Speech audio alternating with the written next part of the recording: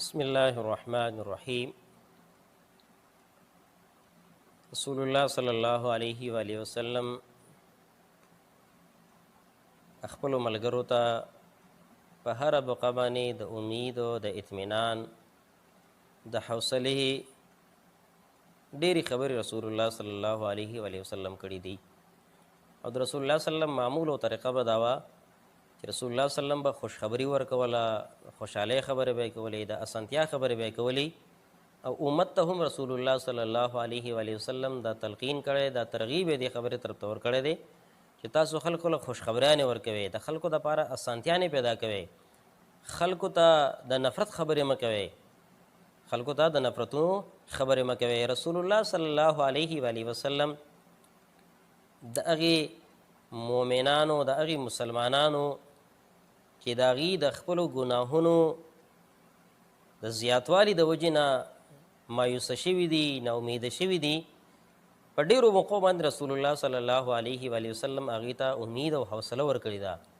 په یو موقع باندې رسول الله صلی الله علیه و آله وسلم په دې انداز باندې او په دې طریقې باندې حوصله ورکوي هغه ګناهګارو ته چې چا ګناهونه کړي دي، کمزوری شوي دي. صحیح مسلم کې دا روایت په د حدیث په روایت د ابوهریره رضی الله عنه باندې موجود دی. هغه وایي چې رسول الله صلی الله علیه و آله وسلم فرمایي کله چې یو مؤمن یو مسلمان اودس وکړي، یعنې په ښه شان سره دی څه وکړي، اودس وکړي، نو په دغې اودس کولو چې کله دی د خپل مخ ته اوبه اچوي، د خپل مخ ته دی اوبه اچوي، نو دې مخ ته د اوبو اچولو سره الله تعالی د دې انسان د مخ ګناهونه، د دې انسان د مخ یم ګناهونه دي، هغه ګناهونه الله تعالی څه کي، هغه ګناهونه الله تعالی صفا کي. یعنې د مخ ته ګناهونه مراد د انسان د سترګو ګناهونه د چې په دې سترګو کم ګناهونه کړي، دغه ګناهونه الله تعالی څه کي، د الله تعالی معاف کي. او بیا چې کله انسان لاسونه اینځي،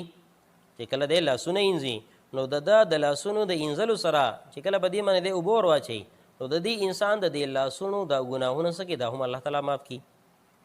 د دې انسان چې په دې لاسونو باندې د نه کم ګناهونه شوي دي، دا هم الله تعالی معاف کي. او بیا رسول الله صلی الله علیه وسلم فرمایي کله چې یو انسان خپې وینځي، کله چې یو انسان خپې وینځي او په دې خپو باندې اوبه ور واچوي، نو د دې انسان د دې خپو چې کم ګناهونه دي، د دې انسان د خپو چې کم ګناهونه دي، نو د دې اوبو د راچولو سره د دې انسان د دې خپو د ګناهونه دا هم الله تعالی څه کي، دا معاف کي. او بیا رسول الله صلی الله علیه وسلم وفرمایل چې په دې طریقې باندې کله یو انسان اودس وکړي، نو د اودس نه د وضو نه د فارغېدو سره سره الله تعالی د دې انسان هغه ټول ګناهونه چې د دې وجود نه، د لاسونو نه، د خپو نه، د سترګو نه کم ګناهونه شوي، دا ګناهونه الله تعالی څه کي، دا ګناهونه الله تعالی معاف کوي. دا صحیح حدیث دی، صحیح خبره ده، یعنې د هر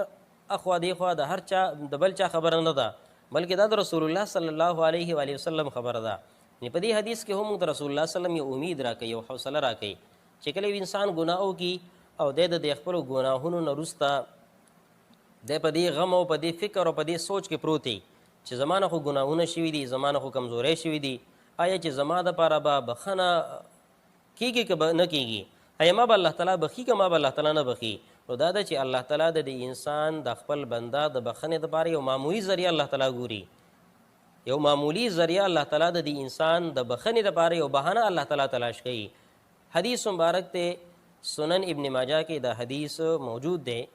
رسول الله صلی الله علیه و آله وسلم فرمایي کله چې یو انسان ګناه وکړي او دومره ګناهونه وکړي چې د ګناهونه د اسمان ته ورسیږي، د اسمان په برابر باندې د ګناهونه دومره زیات وي چې د اسمان ته ورسیږي، او دا انسان په صدق دل سره الله تعالی ته توبه وباسي، الله تعالی ته توبه وباسي، نو د دې انسان د ګناهونه الله تعالی څه کوي، د دې انسان د ګناهونه الله تعالی معاف کوي. ډېر یو لوی امید دی پکې، ډېر یو لوی حوصله ده پکې د هر هغه چا دپاره چې هغه د ګناه نه وروسته مایوسه شوی دی، د ګناه نه وروسته د الله تعالی د رحمت نه مایوسه شوی دی چې آیا الله تعالی به ما معاف کړي که الله تعالی ما معاف نه کړي. نو هر وخت د الله تعالی د طرف نه د بخښنې اواز دی، د معاف کېدو اواز د الله تعالی د طرف نه هر وخت دی. د الله تعالی په دغې اواز باندې په دې باندې لبیک ویل پکار دي، او د الله تعالی نه د خپلو ګناهونو بخشش غوښتل پکار دي. او ډېر داسې عملونه دي چې رسول الله صلی الله علیه و آله وسلم موږ ته ښودلي دي چې په هغې باندې موږ د خپلو ګناهونو د هغې د معاف کېدو او د هغې د صفا کېدو کوشش مونږ کوو، نو زموږ ګناهونه په هغې باندې صفا کېدی شي، معاف کېدی شي. یو حدیث په هغې کې